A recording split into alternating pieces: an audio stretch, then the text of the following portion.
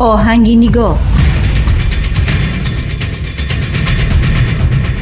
ویژه گفتاری رادیوی تاجیکستان.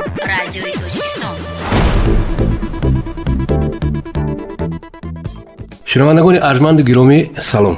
برنامه تحلیلی آهنگ نگاه تقدیم شما می شود. امیدواریم که ما را طول برنامه همراهی میکنید و هم خوشمندیم فکر و نظر و پیشنهادات خود را راجع به برنامه آهنگ نگاه در پشت الکترونی ظفر اسکر میل رو یا خود در صفحه بنده در شبکه اجتماعی فیسبوک با عنوان ظفر اسکر نویسید.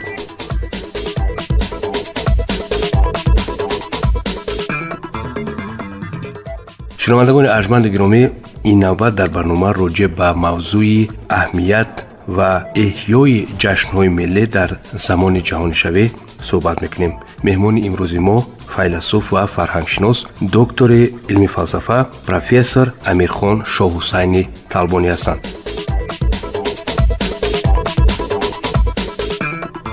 خوب استاد محترم، ابتدا با برنامه آهنگ نگاه خوش آمدید. تشکر. چون صحبتمون راجع به جشن‌های ملی است، ما میدونیم که مثلا همین در سال‌های صاحب استقلالی خیلی از جشن‌های ما با تشبث حکومت جمهوری تاجیکستان پیشوای معظم ملت نه تنها احیا شدند، حتی در سطح بین‌المللی هم این جشن‌های ما گویم که پذیرفته شدند و اعتبار پیدا کردند. می‌خواستم به عنوان یک نفر فرهنگشناس بگید که در شرایط جهانی شوی امروز عموما همین مفهوم جشن ملی مثلا چی جایگاه و چی مرتبه دارد؟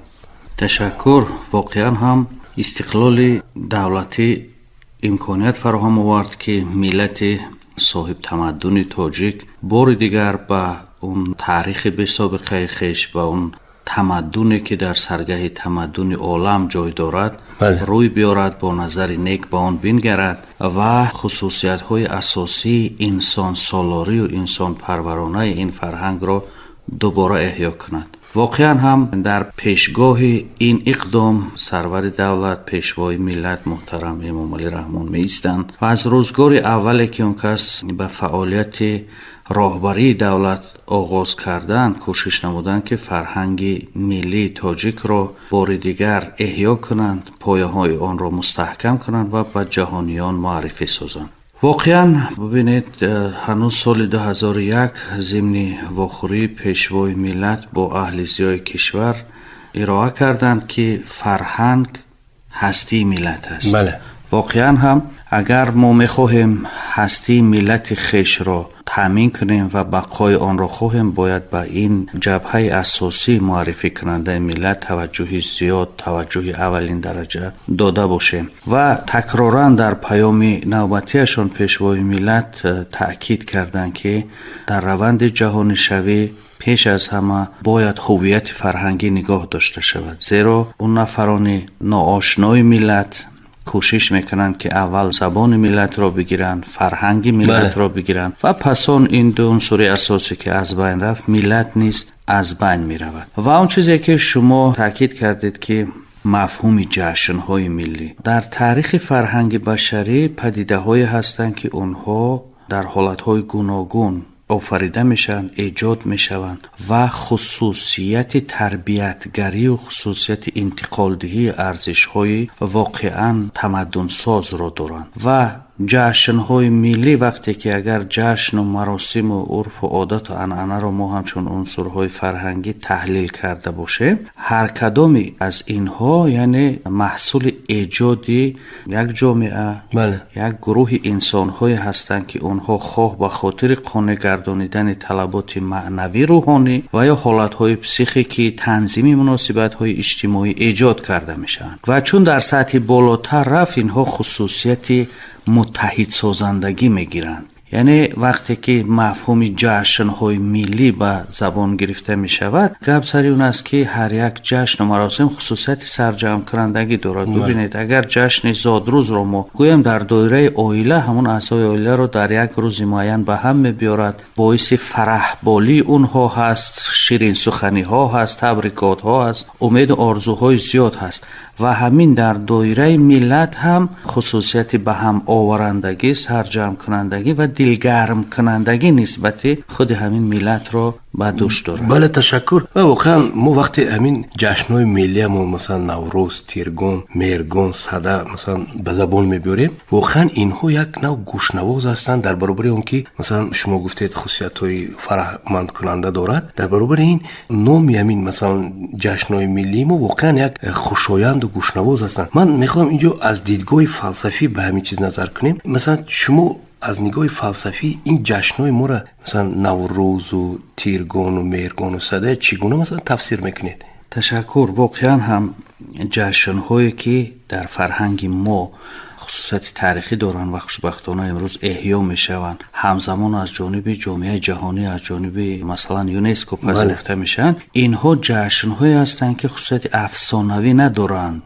инҳо пеш аз ҳама хусусияти маърифатӣ доранд. аз нигоҳи фалсафӣ агар нигоҳ кунем, дар тамаддуни ориёӣ дар маркази таваҷҷӯҳ инсон гузошта мешавад ва инсон ба он чор паҳлӯи он зиндагии муқаррарии инсон, зиндагии дар яъне ҷойгоҳи инсон дар низоми ҳастии табиат муайян карда мешавад ва вобаста ба ҳамин дидгоҳи ин мардум дар нисбати муайян кардани чор қутб, вобаста ба чор фасли сол, вобаста ба чор самт, ҳамзамон дар доираи ҳамун як рамзи чоркунҷаи байҳаст свастика дар доираи он низ муайян мешавад. шумо бибинед, ҳар чӣ қадар ки кӯшиш кунад, ҳар касе кӯшиш кунад ки ҷашни наврӯз, тиргон, меҳргон ё садаро ба кадом як дин мансуб донад, имконият пайдо намекунад.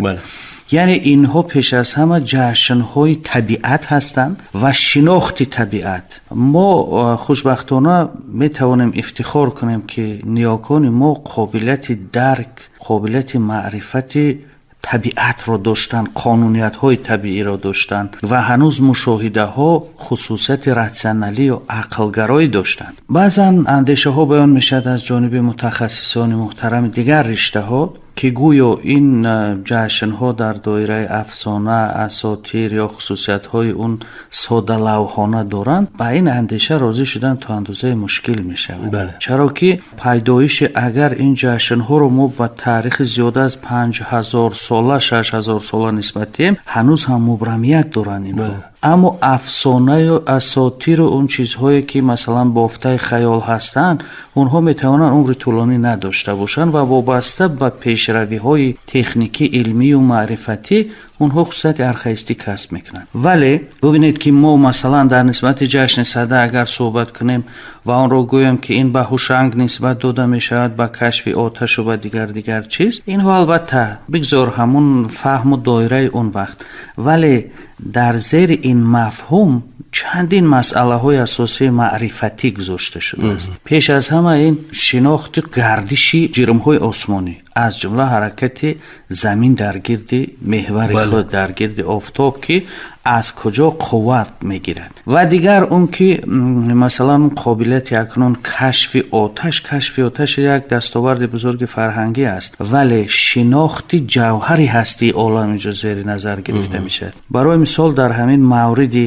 пайдоиши оташ бедил як байт дорад, мегӯяд оина об дораду об ошкор нест, дар санг оташ аст мунаввар намешавад. яъне пайвасти асосии аносири чоргона ва мабдаи асосии шинохти ҳастии олам ҳанӯз дар ин тафаккур тухмаи худро гузоштааст. бале ташаккур. воқеан шумо дуруст фармудед. ман дар масъалаи масалан ҷашнҳои бостониямон суоли дигар дорам. бубинед, мо вақте ки масалан ҷашнҳои бостониямон яъне наврӯзу тиргону мергону садара масалан таҷлили онро пеши назар мебарем, ҳамеша ин суол дар зеҳни одам хутур мекунад ки чаро масалан ҳамин ҷашнҳо дар замони соҳибистиқлолии мо аҳамияти вижа пайдо карданд, эҳёшон. оё ҳамин ҷашнҳо дар таҳкими худшиносии миллии мо сабаб шуда метавонанд ё на? ташаккур зиёд. воқеан ҳам бубинед ки ҳамин мафҳуми худшиносии миллӣ аз ду қисмат таркиб меёбад. яке худшиносӣ ва дигаре миллат. ва агар худи истилоҳи худшиносиро бигирем, ин худӣ ҳаст ва шинохт. шинохт худӣ яъне худӣ ҷавҳари ҳастии инсон ва шинохт раванди маърифатии дарки ҳамин ҷавҳар ҳаст ки инсон бояд худро шиносад, пеш аз ҳама масъулияти худро дарк кунад ва муайян кунад ки ӯ кист, чӣ масъулият дорад. бубинед, мавлавӣ мегӯяд ки рӯзҳо фикри ман ин асту ҳама шаб суханам که چرا غافل از احوال دل خویشتنم؟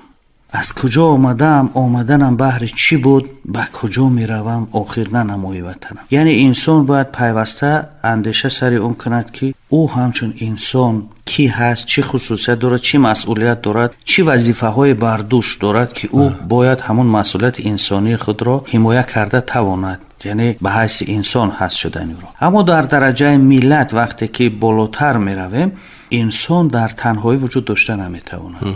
انسان حتما در دایره جامعه میتواند ماهیت انسانی خود را آشکار سازد، میتواند درجه معرفت خود را معین کند، میتواند موقع خود را پیدا کند، میتواند شهرت اعتبار پیدا کند، به اصطلاح ساده تر میتواند آبروی و احترام کسب نماید. در مرحله ملت، یعنی ملت علاقه حدود معین هست، دارای مقدسات معین هست و هر یک شهروند اون ملت باید مسئولیت داشته باشد. شناخت مسئولیت علاقه روند خودشناسی ملی را به وجود می بیارد و یک عنصر اساسی موجودیت ملت اگر فرهنگ ملی باشد یا دستاوردهای ملی باشد، پس چگونه نمیتواند احیای این جشن‌ها در روند تشکل خودشناسی ملی سهم گذارد؟ برای اون که میگوید که مثلا درباره خود شما اگر معلومات پدر و بابای و بابا کلان و کیهاتان کی هست، حتی در بین مردم یک اندیشه بود که یک نفر باید 7 پشت خودش شناسد، داند. واقعا وقتی که داند اون شخص مسئولیت شناس است، اون محبت دارد با عائله، اون دوست می‌دارد، اون مسئولیت دارد. و اگر در سطح ملت همین دستاوردهای ملی شناخته شوند، محبت نسبت این دستاوردهای ملی باید روانه شود، زیرا این علاقه در درجه ناموس با وجود می بیاید که من صاحبی مثلا نماینده یک ملت هستم و تا کدام درجه می تواند ناموس ملی من را عهدهدار کند که منفعت های این ملت، ارزش های فرهنگی این ملت، زبان این ملت، تمدن این ملت را من حفظ کنم و پشتیبان از اونها باشم در عرصه بین المللی. زیرا من خواه نخواه تاجیک هستم، تاجیکستانی هستم و اگر در کدام گوشه دنیا هم که نباشم، من با همین نسب میشناسم. اگر غیر نسب شوم، پس من بیگانه هستم، بیگانه شده هستم.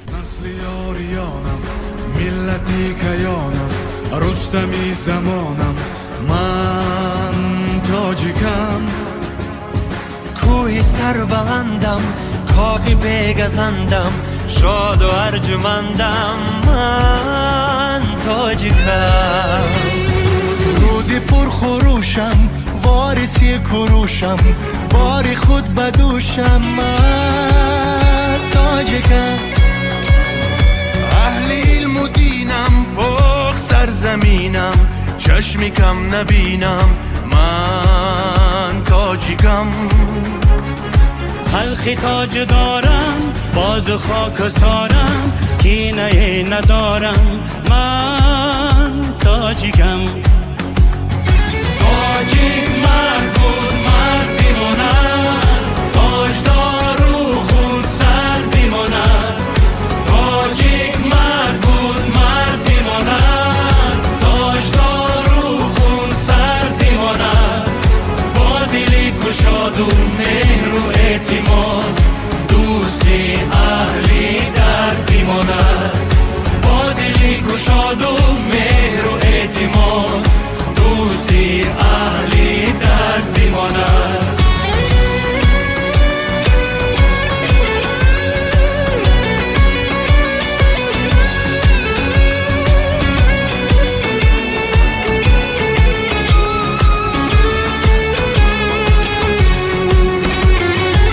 عصرها گداها مالی من را بودن، دشمنانم آخر مرد هم نبودن. هرچی هم کی بودن، گرچه هم حسودن، با زبانی من لک الله میسودن. در میانی سنگ ها خش را گداختم، من به ملکی هیچ کس هرگز نتاختم. سالها بیسوختم، تا وطن بیساختم، سازی شش مقامم، تا فلک نواختم.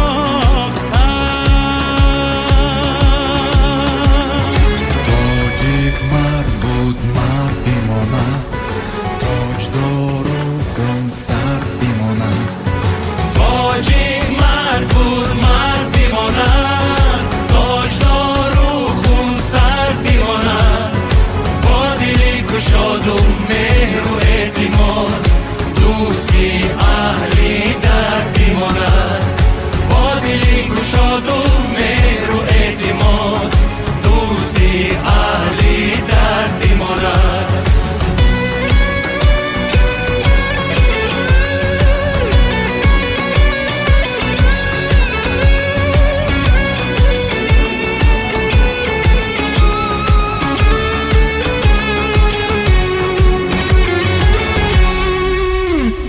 радиои Тоҷикистон 104.7 FM. идомаи вижагуфтори оҳанги нигоҳро аз радиои Тоҷикистон бо Зафари Аскар мешунавед.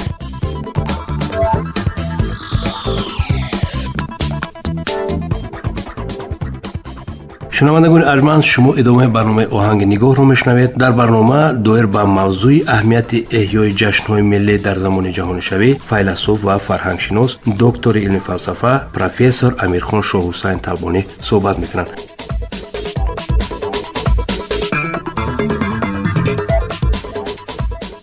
устод, бубинед, мо инҷо агар диққат диҳем, мавзӯи барномамон вобаста ба аҳамияти ҳамин ҷашнҳо дар замони ҷаҳонишавӣ аст. инҷо суол ин аст ки оё метавонем масалан гуфт ки ҳамин эҳёи ҷашнҳои миллии мо дар замоне ки мисол имрӯз ҷаҳонишавӣ фарҳангҳо идома дорад, ҳатто таҳоҷуми фарҳангҳо масалан ба назар мерасад, дар ҳамин замони як пуртазоди гӯем ки ҷаҳонишавӣ ҳамин амнияти фарҳангии миллати моя ҳамин ҷашнҳои миллимон таъмин карда метавонад. албатта воқеан ҳам раванди пуртазоди ҷаҳонишавӣ мо шоҳид ҳастем ки имрӯз ба ҳар роҳу восита нуфузи худро ё таъсири худро ба пеш аз ҳама фарҳангҳои суннатӣ мерасонад. идоранашавандагӣ, воситаҳои иттилоотӣ, иртиботӣ, шабакаҳои интернетӣ, масалан шабакаҳои иҷтимоӣ ба ҳар роҳу восита ҳар гуна андешаҳои ғайрифарҳангиеро тарғиб менамоянд ки онҳо байни он роҳу васила ба мустаҳкамият ё мустақилияти фарҳангии миллӣ бетаъсир намемонанд. ва дар ин замина бинед аксарияти донишмандон бар он назаранд ки ягона роҳи муқовимат ё истодагарӣ дар муқобили хатарҳои раванди ҷаҳонишавӣ ин ҳуввияти фарҳангӣ ҳаст. ҳуввияти фарҳангӣ ин дар домани худ масъалаҳои хеле мубрами ҳаёти иҷтимоиро фаро мегирад. яъне дар дохили ҳуввияти фарҳангӣ ҳатто ҳуввияти сиёсӣ, шуъури сиёсӣ, ахлоқӣ, маънавӣ, ҳатто иқтисодӣ ҳам дар дохили ҳуввияти фарҳангӣ ҷой мешавад. чаро ки масалан барои ҳар як миллат мутахассисе лозим ҳаст ки он мутахассис пеш аз ҳама ҳуввияти миллӣ дошта бошад, яъне ба фарҳангу тамаддуни ин миллат дилбастагӣ дошта бошад. дар сурати акс мутахассис метавонад сӯзанда бошад, ҳам қобилияти баланди тафаккурии худаш агар дар раванди масалан бегонашавӣ қарор дошта бошад, он донишу тавони фикрии ӯ метавонад хатарзо бошад.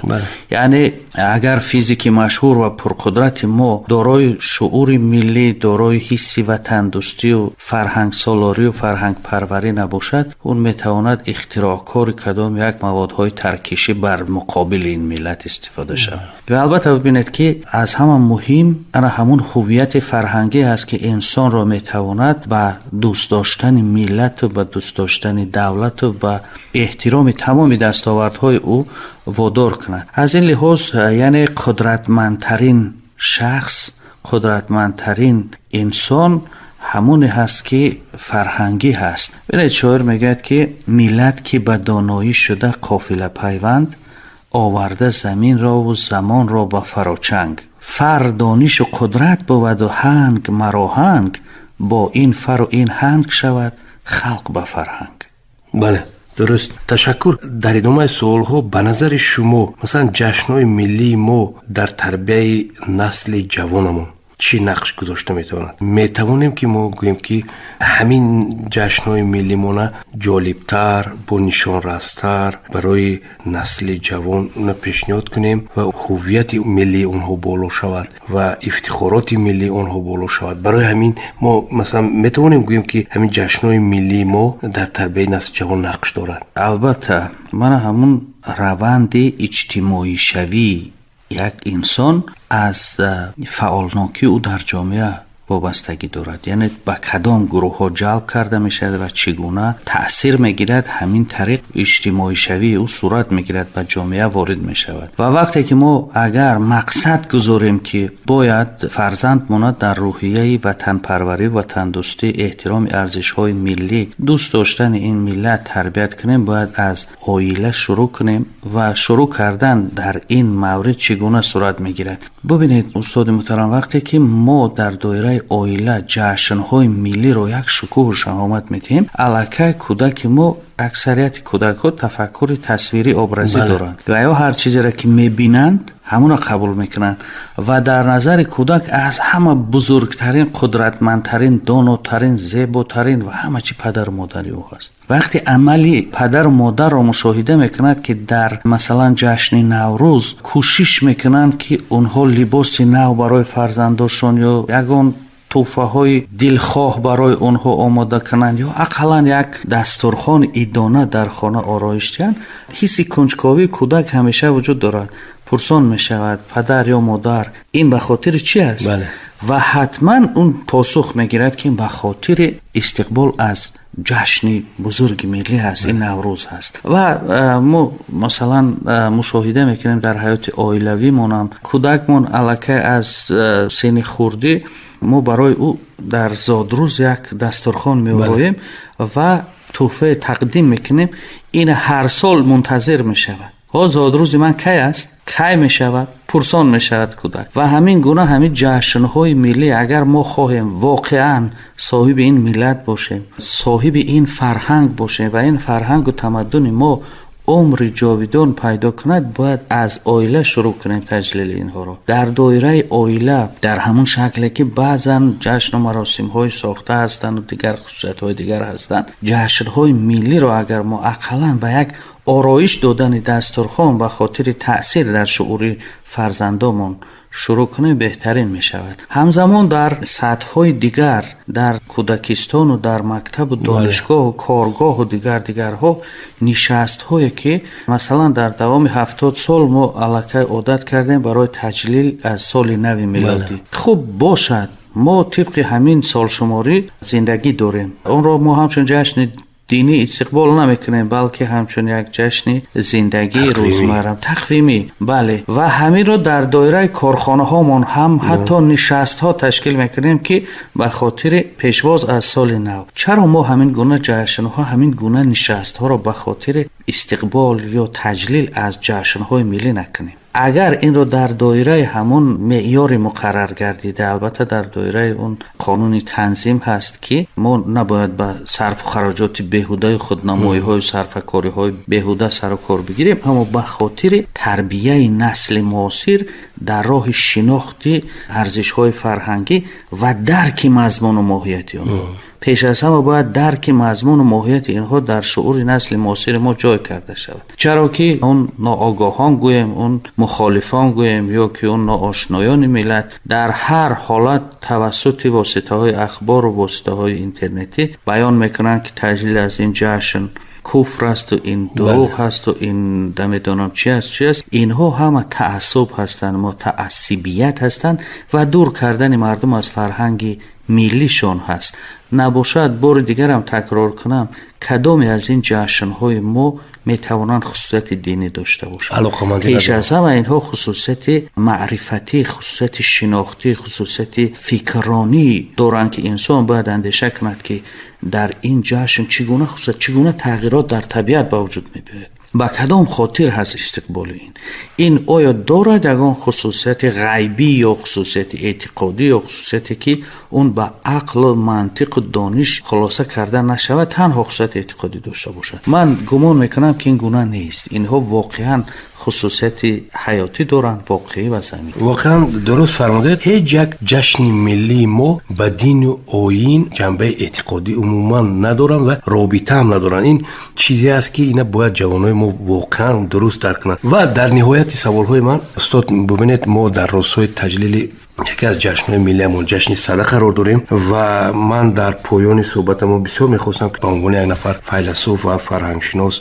به شنوندگانمون مثلا چی پیام دارید در رابطه با عموما حفظ و گرامی داشت و ارزش‌های فرهنگی و جشن‌های ملیمون، اگر پیامی دارید، گفتنی دارید، مرحمت بفرمایید. تشکر. البته ما هر گونه پیام و هر گونه اندیشه که بیان میکنیم در پرتو هدایت‌های پیشوای ملت صورت میگیرد. همگان شاهد هستیم که در پیام نوبتیشان جناب والی با یک حس افتخار بلند اظهار داشتن که از این فرهنگ چگونه افتخار نمیکنیم. واقعا هم ما اگر از لحاظ اقتصادی، از لحاظ تکنیکی برابر با دولت‌های قدرتمند امروز نباشه، اما از لحاظ فرهنگی، از لحاظ معنویات در برابر بیشتری از دولت‌های پیشرفته قرار داریم و شاهد هستیم که در اون دولت‌های پر اقتدار چگونه اختلافات‌ها هست، چگونه پدیده‌های نوی فرهنگی هست که اونها نه به منفعت انسان بلکه به مقابل حیثیت انسان و اون ارزش انسانی میتوانند برآمد کرده باشند. ولی خوشبختانه جامعه امروزه ما پیروی از همون آیین و از همون فرهنگ انسان پرورانه و انسان محورانه دارد و همیشه کوشش میکند که انسان در مرکز توجه باشد. یعنی همین ایده هایی که جشن های ملی ما آنها را نام میبریم، اینها همگی به انسان روانه شدند. انسان چنک تمام اینها هست. یعنی از جشن صده آغاز کرده الکی استقبالی نیرو گرفتن آفتاب و آمادگی برای بهار، برای آغاز فعالیت تازه، باز به زندگی، دلگرمی به حیات، محبت به خود حیات انسانی، نه اینکه به مقابل خود انسان و جوهر انسانی بلکه به باز هم تشکل دادن هویت انسانی نگرانیده میشن. و رفته در نوروز اگر ببینید، نوروز هم جشن انسانیت هست، انسان سالاری هست، انسان دوستی هست، تقدیم تحفه های و اظهار محبت و گلپاشی و دیگرها، همگی اینها به خاطر بالیده کردن روح انسان و باز هم دلگرم کردن او به زندگی هست. نه اینکه از زندگی دست کشیدن و از گوشه عزلت انتخاب کردن و مثلا یا در جشن مهرگان هم که ببینیم، این هم یک استقبال، شکرگزاری از طبیعت، از داده های طبیعت، از فعالناکی خود انسان، نتیجه فعالیت انسان که در مهرگان جشن گرفته میشه و با تمام مسئولیت و باوری میگه که ما برای مثلا سپری کردن یک دوره مشکلی طبیعت یعنی زمستان آماده هستیم و باز میتوانیم با تمام همون مسئولیت، خرسندی و حسی توانمندی به سال دیگر برسیم. به همون خاطر البته میسزد که همگان در این جشن‌ها یکدیگر را مبارکباد بگویم، با یکدیگر یک تمنیات نیک ارائه داشته باشیم و با استفاده از مورد مساعد به تمام شنوندگان رادیوی تاجیکستان آمدن عید صده را مبارکباد میگویم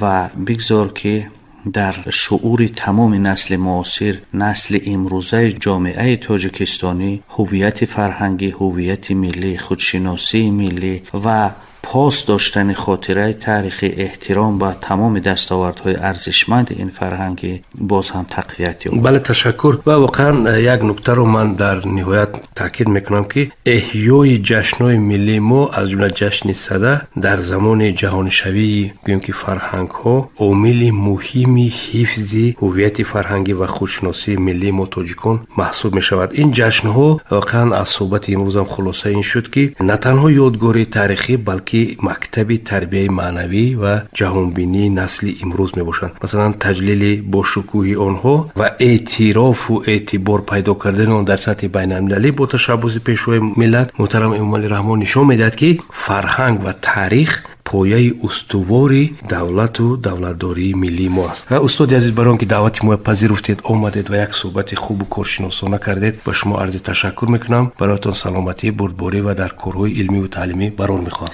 سپاس، تشکر زیاد به شما. رادیوی تاجیکستان 104.7 FM.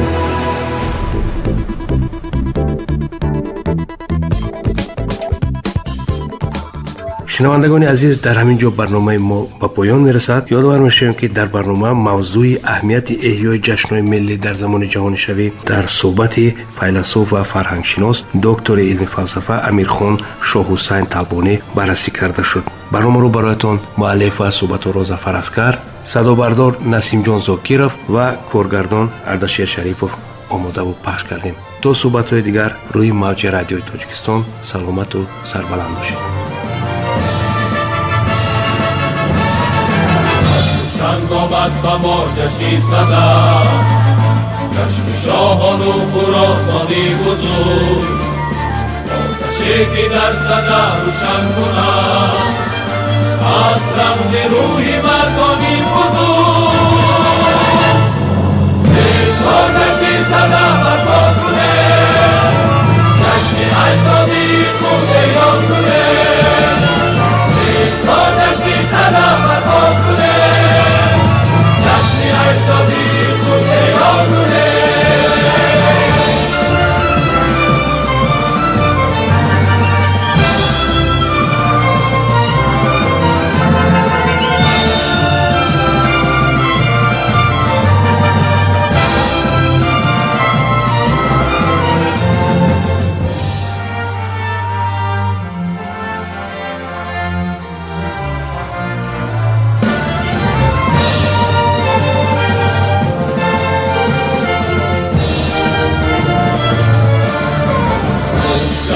خوش گرم و خوش خوش خوش نبخشی وقتی پیروز است ما سبزامان است و گلگردان صدا پیشگامی جشنی نوروز است ما سبزامان است و گلگردان صدا پیشگامی جشنی نوروز است ما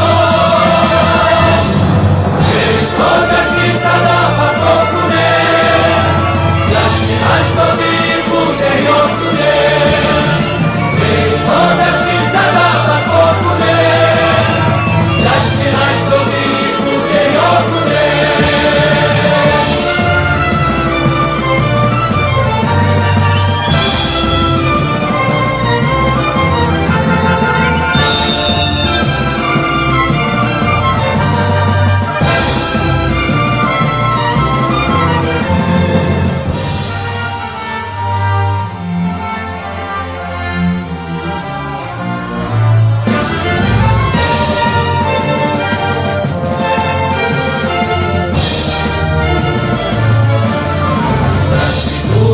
صفا و توی و زور جشن خورشید است این جشن صدا دور امن و بود امن و خوف شد دوری جمشید است این جشن صدا دور امن و بود امن و خوف شد دوری جمشید است این جشن صدا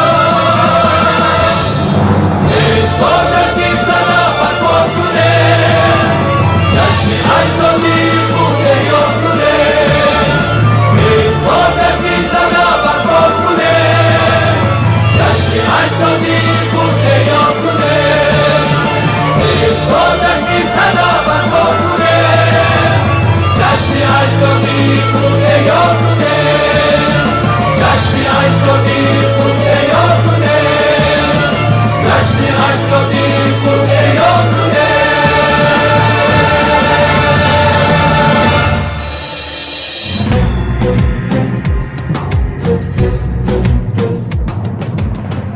ҷашни сада яке аз кӯҳантарин ҷашнҳои мардуми ориёи нажод буда дар таърихи фарҳанги тоҷикон ҷойгоҳи хос дорад.